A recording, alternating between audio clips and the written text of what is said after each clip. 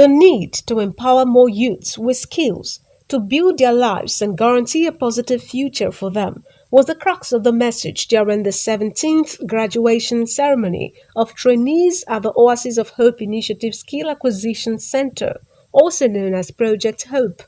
The event held at the center at Utopo in Ika Northeast local government area. The Oasis of Hope Initiative, also known as Project Hope, is a non-governmental organization guided with the purpose of equipping youths with skills, molding their character, restoring their hope, and teaching them to become true followers of Jesus Christ.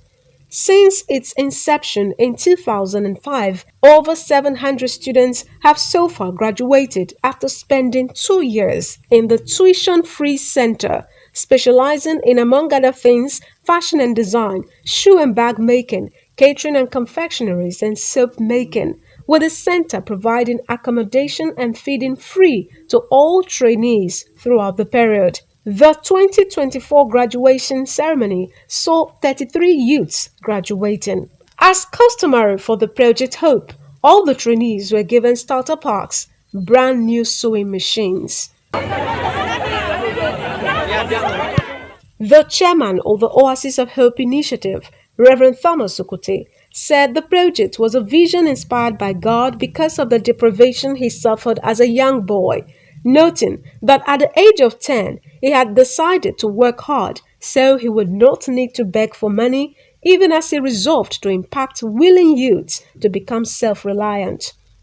Reverend Ukute, who is also the General Overseer of the Anchor of Hope Ministries, said every year trainees are accepted from across the country as long as they applied and showed willingness to learn.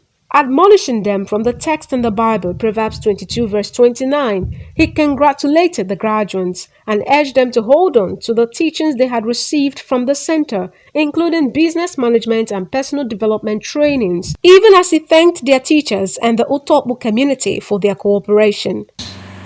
The thought of trying to see how I can stand in the gap for another child not to suffer what I suffered.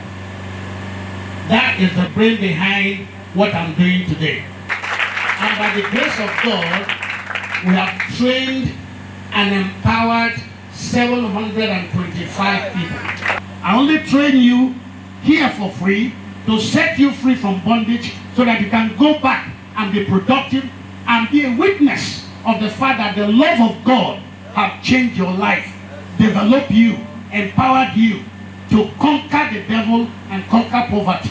In a lecture titled The Wisdom That Will Make You Great, the guest speaker, Dr. Charles Apoki, urged the graduating students to imbibe the virtues of responsibility, accountability, punctuality, discipline, organization, and hard work, and to keep updating themselves, as that will guarantee success in their businesses. Reverend Okute is still able to feed these children, feed these adults, feed them, and not only that, buy machines for them, sewing machines, and still organize a big graduation ceremony like this. It's very interesting that these things are done free. They don't pay school fees. And it is most important now, with this kind of economy that we are in, that is equipping people to go into the world. I have said that you need SIIT to do well in this generation. You need skills, information, intelligence, and technology to do well. The wife of the General Overseer, Pastor Gladys Ukute, reminded the graduates that they had been impacted to enable them impact others around them and urged them to spread the good news when they returned to their various localities. She called on wives of ministers and wives of leaders in various fields by extension to support and pray for their husbands. As a mother, I feel great and wonderful because God has given me another opportunity to live to see the fulfillment of His word and the vision we have. That vision is to empower the younger generation that are coming up youth, to impart the spiritual knowledge and to help them to acquire skills. So I encourage this graduate to be dutiful, committed, and be useful to themselves. Community leaders and indigents of the area, as well as a graduate of the 2017 set, Grace Odweme, who spoke, commended Reverend Thomas Sukute for remaining consistent in his charity works to the people, saying that providing free training, food and accommodation for many youths at a time of the nation's economy where prices of food and household items kept skyrocketing, with many families finding it difficult to feed, could only be a gesture inspired by God. Yeah, that was 2017. That is when I did my graduation. So after the graduation, I started in my father's house. Started with the one machine they gave me from here. So from there, I started having girls. Girls started signing under me. Started training them. From there, I grew. I rented a shop.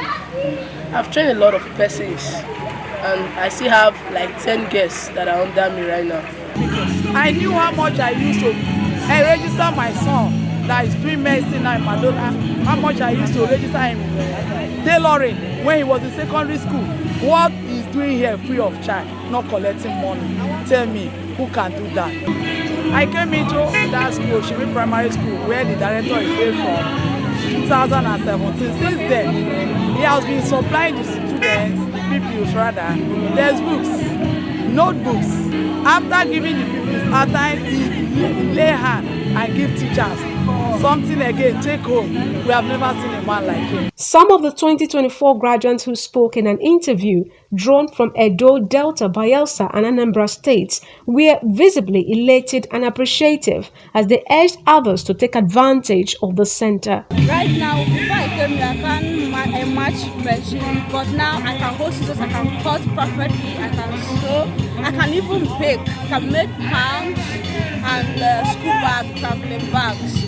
So Project Hope has imparted so many things in my life. And the first time that I came to here, I don't know Christ before I came here, but now look at me, I believe in Christ. You know, I'm from Edo State, coming to Delta State, but you know, no matter where you live, no matter where you're coming from, there is no tribe discrimination, no racism, all of that.